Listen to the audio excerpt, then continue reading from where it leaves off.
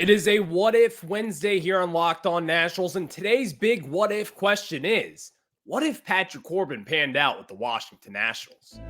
You are Locked On Nationals, your daily Washington Nationals podcast, part of the Locked On Podcast Network, your team every day.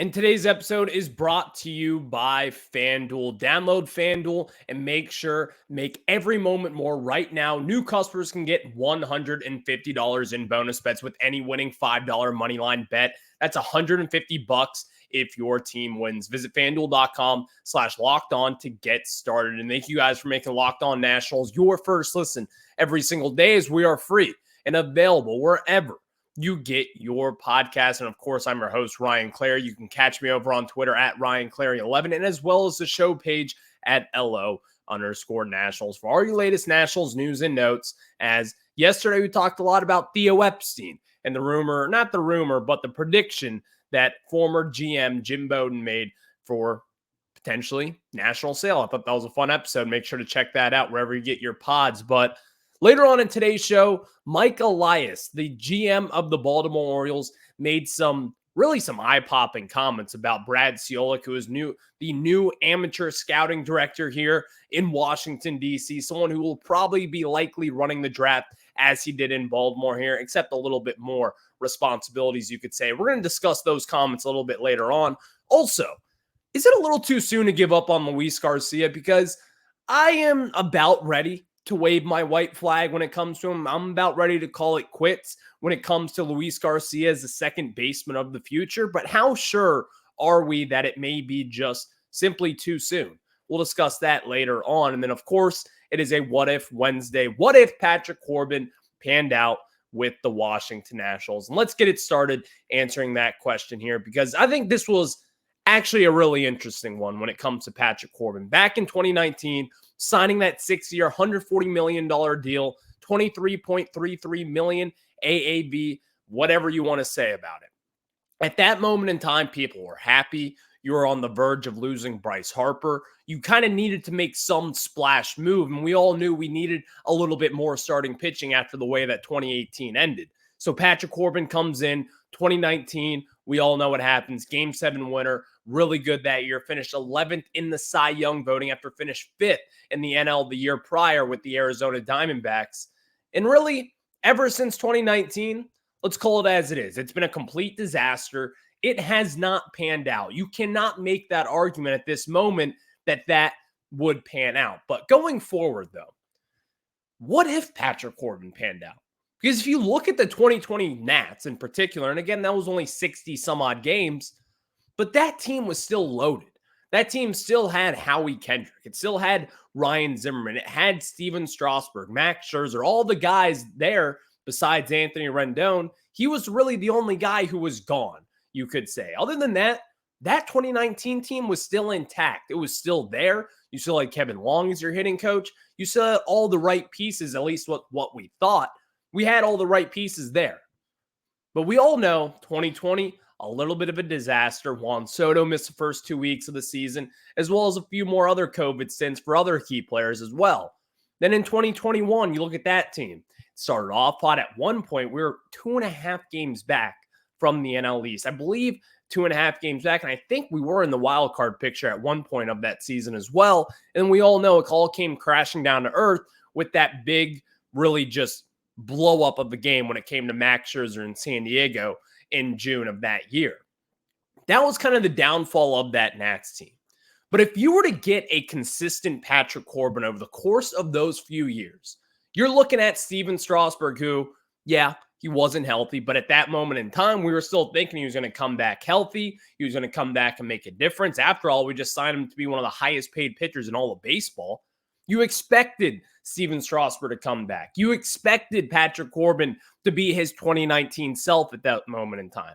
2020 seemed like a fluke, but then you get into 2021 and you're like, all right, let's see what this team can do. We all kind of knew, yeah, It doesn't have all that much talent. You're really banking on Josh Bell coming in here, helping this offense out, getting some power back into this lineup, and not just have it all be on Juan Soto and Trey Turner. As we know, that did not work out. But I don't just think it was about the offense. The offense was relatively actually pretty good in 2021. Juan Soto was doing his thing. Trey Turner was doing his thing. And of course, Kyle Schwarber was on that tear as well. And Josh Bell got off to that slow start in 2021, which kind of hindered the offense just a little bit. But even looking at that pitching staff, you look at Max Scherzer, he's Max Scherzer. He's doing what he was doing at that moment. You have Eric Fetty, Paolo Espino, Joe Ross, and John Lester. John Lester was a complete disaster with the Nationals that year. Disaster. Whatever you want to say, had a 5 ERA. That's bad. It doesn't matter what way you're looking at. But with Patrick Corbin coming in, a 5.82 ERA in 31 games started for that Nationals team, a 5 ERA at that moment. If you were to just get a few of those starts back, if you remember, he gave up 15 earned runs in his first 2 starts of that 2021 campaign. I believe that if Patrick Corbin were to have kind of panned out and just say he was on his 2019 number cell, hovering around a 3.2, 3.3 ERA in that sphere, if Patrick Corbin were to be kind of around that ball player, the player that we knew in 2019, this team would be a lot different, even today. This team would be much different. In fact, number one, the Nationals would have had a much better chance of contending in 2020 and as well as 2021, because let's reiterate this fact. The 2021 team was still very talented. You have guys like Josh Bell, Kyle Schwarber that you traded for Josh Bell and you signed Kyle Schwarber, which was a great deal by that National staff. If you were to have that entire offense doing what they were doing, Trey Turner having record number seasons for himself, Juan Soto was still on the climb, still getting better each and every single year at that moment. You still had a lot of other guys who are still interesting contributors, whatever that may be. Ryan Zimmerman still coming in and hitting a little bit here and there. If you were to have that extra pitcher to go alongside Max Scherzer, I think that kind of two-head horse, whatever you want to call them, with Scherzer and Corbin, you would probably make that move to go out there and get another third starter. You would probably be more keen to go out there and sign someone else, or maybe trade for someone else at the deadline. I truly do believe that 2021 team, and I look at this team in particular because I think they were a lot more talented than the 2020 team. You're missing Anthony Rendon that year. The offensive production, really that COVID season was just a simple crapshoot. You don't know what was going to happen. No one had any idea of what was to come. But even then, 2021 though, that team was talented. They needed another starting pitcher who was going to be starting 14, 15 games up before that trade deadline, which Patrick Corbin did, and he was going to stay healthy. We all know that. That's something you can't knock Corbin for. But if he was healthy and he were to give you quality starts after quality starts, just like he was doing in 2019, you're looking at a much different Nationals rotation. You are looking at one move away from being a contending team yet again. You are looking at maybe trading for Nathan Eovaldi or someone of that caliber, a Jordan Montgomery type, or whoever else was moved at that deadline. That is the kind of move that the Nationals could have set themselves up to make. Now, in hindsight, looking back at that, you probably wish that we wouldn't have done that, because who knows what would have happened? Would the Nationals have won? Who really knows at that point? There's a lot of different what ifs we can get to here. But I truly do believe that if Patrick Corbin were to just find ways to somehow, some way get quality starts just like he was doing during that 2019 period, the Nationals probably wouldn't have traded away Trey Turner. You probably wouldn't have traded away Max Scherzer.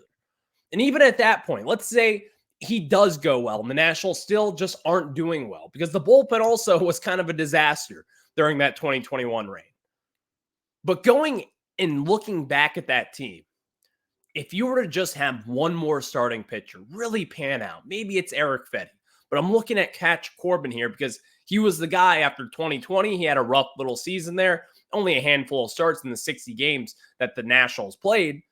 But still, we all thought he was going to be bouncing back like, There's a few games in 2020, whatever. He had a 4.5 ERA. He'll bounce back going into 2021. Well, the first two starts, again, give up 15 earned runs, and that's when the alarm started to sound off and say, we got a problem here. He's got like a 28 ERA in his first two innings, in his first few innings here in 2021. We got some problems here. They're hitting his slider. He's given up 11 plus hits over like 3 innings. This is not good whatsoever. But if Patrick Corbin, things would be different. They would be. And probably for the worse in hindsight, looking back at it. But also that 2021 team, you probably don't move off of Kyle Schwarber. You probably don't move off of Trey Turner, and you probably don't move off of Max Scherzer also. You may be looking at a team that would go back into contention for 2021 and try to make a postseason run. And then if the Nationals do make the postseason, maybe they make some noise, get to the NLDS, get past the wild card round, do whatever they want. Maybe they spend in free agency and try to add what yet again. It's too early to tell, but it is an interesting thought to think about here moving forward. Obviously, that's the hindsight. That is not what happened. And of course, we know where we are now. But also, I want to get into this real quick. The Nationals did hire a new bench coach, Miguel Cairo. The Mets minor league infield coordinator, played in Tampa with Davey back in the 90s, so there is a little bit of a crossover there. He was also the interim manager when Tony La Russa went down with some health issues back in 2022. He had one really epic injection, if you remember that. But bench coach, I like it. This is someone who, again, has been in the major leagues, has managed for a period of time as well, for about a month or so, I believe, when Tony La Russa went down. This is someone who has been a viable option down in the Mets minor league system. So at this moment, when it comes to bench coaches, get someone who knows what they're doing. Get someone who can connect with the players. And I think Miguel Cairo is going to be someone who has played in big games with the Yankees back in the day, played big games with the Rays back in the day. He's played a lot of big games throughout his career. So I think Miguel Cairo, this is kind of going to be someone who will be a nice little addition to the clubhouse, you could say. Someone who's probably going to have a ton of wisdom out there. Who knows what really his expertise is, but I would have to imagine he's a really good infield defensive guy, considering he was the Mets minor league infield coordinator and played in Tampa with Davey Martinez. So that's going to be an interesting one to watch. We'll kind of see what his role will be moving forward. But speaking of roles and infield coordinators, we got ourselves an infielder here right in town, Luis Garcia. Luis Garcia, it's a little bit of a touchy subject. Some people really like him. Some people are kind of out on him. I'm a little bit on the fence here, but is it too soon to give up on Luis Garcia? Because this guy one point in time, had all the talent in the world to really kind of take off as a hitting first, second baseman, but hasn't really looked like that so far. So let's get into that and answer that question. But before we jump into it, let me tell you guys about my friends over at FanDuel. Score early this NFL season with FanDuel, America's #1 sportsbook. Right now, new customers can get $150 in bonus bets with any winning $5 moneyline bet. That's $150 if your team wins. And if you've been thinking about joining FanDuel, just trust me, there's no better time to get on the action. You can bet spreads, player props, over-unders, and much, much more. Maybe if you're sitting down with a buddy, having a drink at night, you want to bet on a game, no problem. Thursday Night Football is tomorrow night. You can look at the spreads, over-unders, props, and more. So, but before you get into that, visit FanDuel.com/lockedon and kick off the NFL season. Again, that's FanDuel.com/lockedon. FanDuel, the official partner of the NFL. And now let's get back into it as Luis Garcia. Touchy subject here in town, you could say the least. But if Luis Garcia, let's just say he pans out. Let's just say it happens. Because Luis Garcia, again, pre-2019 and pre-2020, if you look at Baseball America, if you look at Major League Baseball, if you look at Baseball Prospectus, all these different sites had Luis Garcia up in the top 100. Baseball America had him as the number 61 prospect in all of baseball entering 2019. Entering 2020, they dropped him down to 91. In Major League Baseball, they had him as the number 75 prospect, and then pre-2020, they had him as the number 97 prospect. Luis Garcia, and if you look at the numbers, there's nothing crazy impressive about him. But one thing kind of stands still here, in which we've talked about a lot. His bat to ball skills were elite. Again, down in the minor leagues, this is not someone who striked out a lot. This was not someone who really got out hell of a lot of times. There wasn't a ton of power to his bat, but even then, the potential was there. Putting the ball in play, playing solid second base, playing a little bit of shortstop as well. Luis Garcia was at one point a promising prospect for this organization. As we know, in 2020, kind of prematurely got called up, for just being honest there. Should not have been called up. The Nationals did. They needed some sort of juice. They needed to get him some playing time as well, as the minors was just not a thing during that season. But if you look at his numbers down in the minors, one thing stands true to this, in my opinion. Luis Garcia has always kind of possessed this skill set, but has never really grasped the entirety of the talent that he has. He doesn't really kind of cracked into this power, at least at the moment when he got called up back in 2020. And it really is kind of a frustrating thing with this, because he could be one of those players who is your 4A kind of player. And for people who may not know what that means, 4A is just basically calling someone he's on the fence between a AAA player and a major league player. That's kind of the way that Luis Garcia has been, because his numbers haven't been all too impressive, to say the least. This year, he just took a step back from his 2022 production. Last year, I was actually pretty excited for Luis Garcia heading into this year, because again, young 20-year-old guy, still young, still has talent. There's a lot to like about Luis Garcia. In 2022 is kind of like his first full crack at the major leagues. In 2020, he played a little bit, not all the time, but even then was impressive nonetheless. Batted .276 in 40 games there. In 2021, getting the call up for the second half of the season, he was all right. He still had some weaknesses, you could say, but even then, a 21-year-old, I was impressed with him. 2022 came along. We just covered that. Impressive, in my opinion. He was really good down the stretch for the Nationals. And at that moment, once you traded for C.J. Abrams, you kind of saw the natural fit over at second base. And this was someone who could have been a kind of a batting average guy who could be batting 300 someday in the big leagues, having a 750 OPS. And if you're over at second base, that's something that you will accept, especially if you were solid defensively. Luis Garcia has been iffy defensively, but even then, you could work with it. This is something that this guy has always been a hitter. He's always been a hitting first, second/shortstop guy. But the Nationals in particular here, it's just not going to work out at this moment. I just don't think that Luis Garcia and this experiment that we've kind of just been going around with is going to work out. I think the Nationals in particular have kind of botched this one thing with Luis Garcia. Having this yo-yo of him going from down to AAA up to the majors, down to AAA up to the majors. And this has been happening since 2021. And at this moment, once you set him back down after the trade deadline this year, which in my opinion just still made no sense. You're still in a rebuild. You're trying to see what your young guys can do. Maybe they just want to protect him. Maybe you want to protect him, fix his bad habits or whatever he had. Because if you remember, Mike Rizzo did kind of allude to the fact that he kind of had bad habits and maybe bad preparations, and they wanted him to lose little LBs before getting back up to the majors, in which he did. He did do that stuff.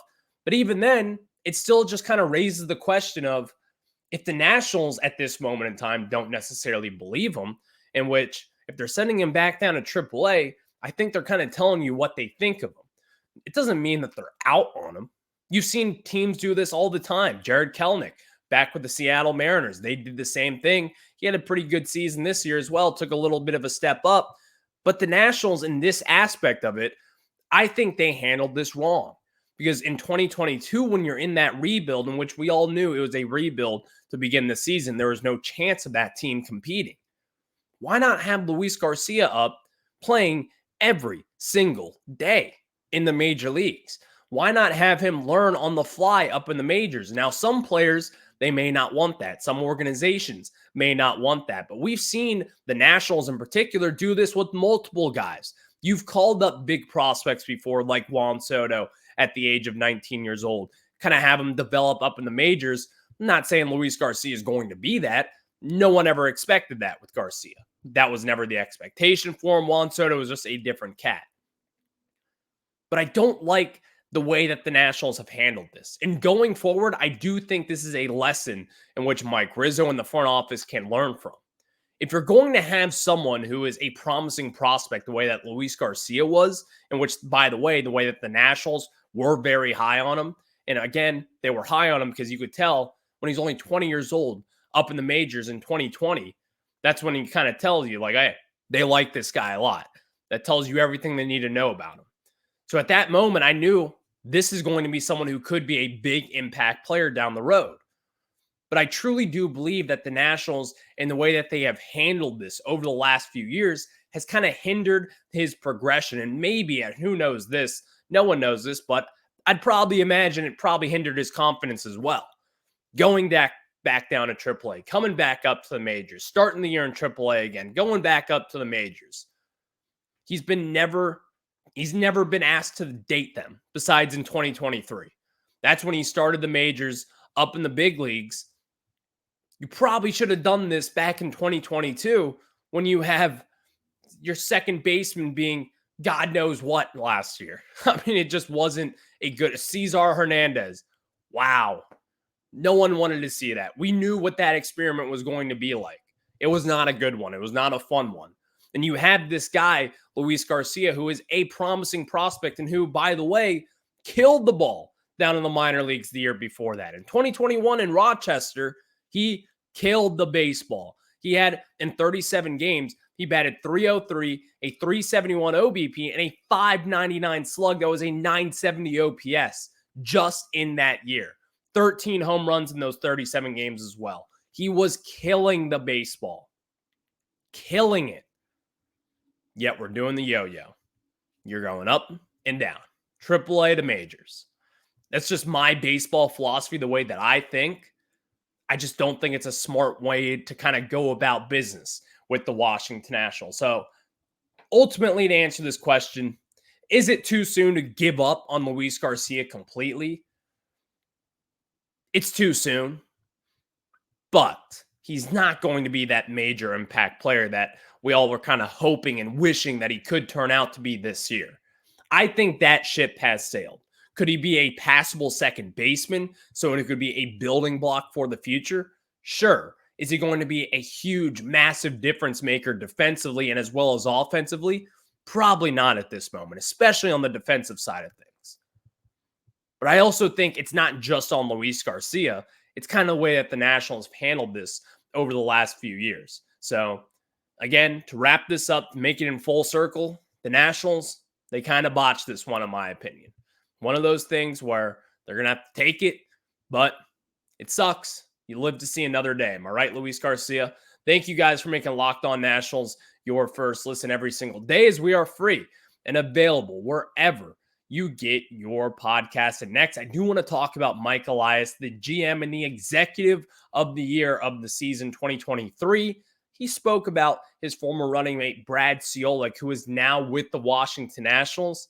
And man, his comments are pretty telling about what they think about him up in Baltimore. I'm going to tell you that after this. Thank you guys for making Locked On Nats your first listen every single day. Now we get into it as Brad Ciolek, an interesting name here, the Washington Nationals, an analytical-minded guy, young, mid-30s. He's the new senior director of amateur scouting with the Washington Nationals, kind of someone who will oversee the draft and really, hopefully, will find some steals for the Nationals in the later rounds. But Mike Elias was asked about Brad Ciolek, who just left the organization for the Nationals, and this is what he had to say. Quote, "We had a great run the last 5 years, and then also the Orioles drafted well before I got there. Brad was a part of that. Danny Haas, who's a VP over him, was his hire for that. I think the Nats are tapping into some really accomplished guys that I know really well and what the heck they're doing. I think they were great hires. We're going to miss Brad, but it was a great opportunity for him to kind of do what he likes to do best, which is impact a team that's trying to build through the draft. I think the opportunity there for him is enormous." The key phrase that stuck out to me there, which is impact a team that's trying to build through the draft. sign me up. Because again, we've talked about this a lot on Locked On Nationals here.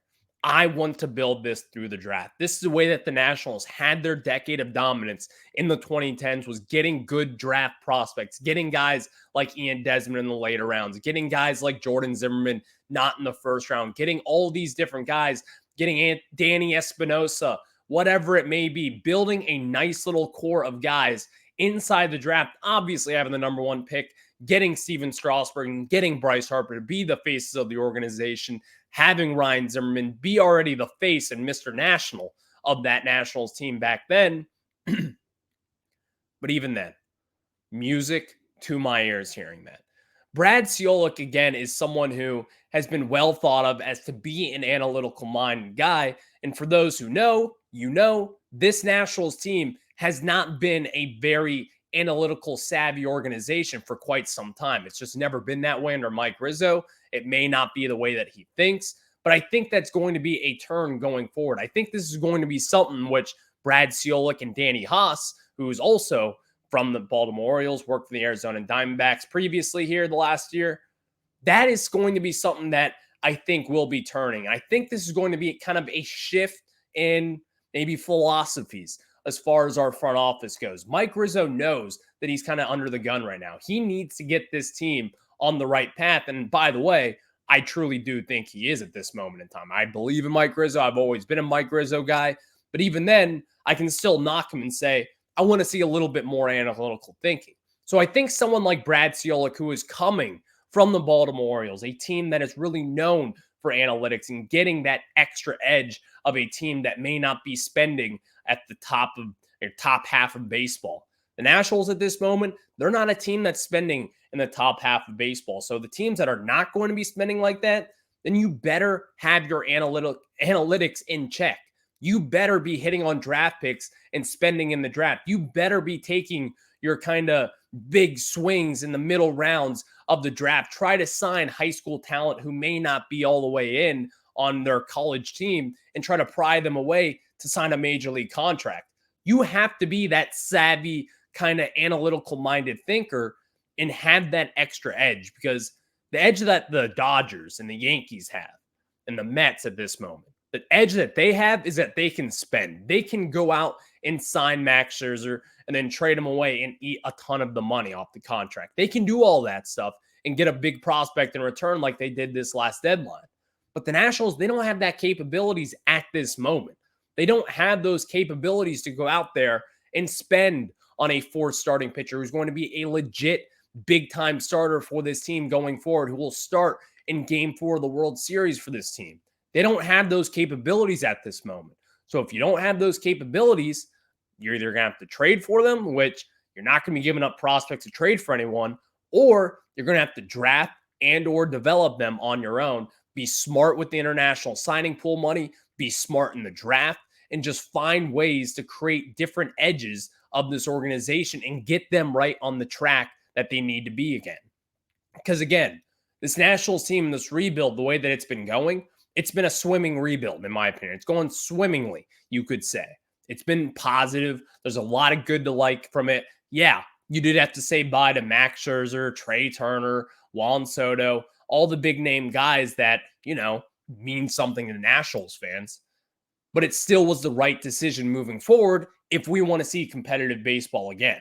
And if we want to see competitive baseball again, then the Nationals, they're going to have to start hitting on some draft picks here. You've seen it with Brady House in 2021. That looks to be pretty good. 2022 with Elijah Green, that's not looking all too great at this moment in time, but it's way too early to say anything about Elijah Green at this moment. And then last year, landing Dylan Cruz, that was just a massive win for this organization. He's probably the most sure prospect coming out of the draft in the last few years, in my opinion. So the Nationals, they're going to have to get back on the right track. And I think with Brad Ciolek and with Mike Elias saying those really just bright and gloomy words about him, gets you a little bit excited about what's to come, because the Orioles have done one thing really well, and they have done one thing that really the rest of Major League Baseball hasn't done all too well, and that is drafting prospects. It doesn't matter what round they're in. It doesn't matter who they're signing from the Dominican Republic or Cuba or the international signing, whatever it is. they have seemed to hit on a ton of guys. So having someone like Danny Haas and Brad Ciolek, two analytical-minded thinkers, in the building now for this Nationals team with prominent roles in the front office, things are going to turn around and hopefully pretty fast. Thank you guys for making Locked On Nats your first listen. Of course, we will catch you on the flip side. No baseball. It is November, but baseball will be back in less than 200 days. Think about it just like that. I'll catch you guys on the flip side. Have a good one.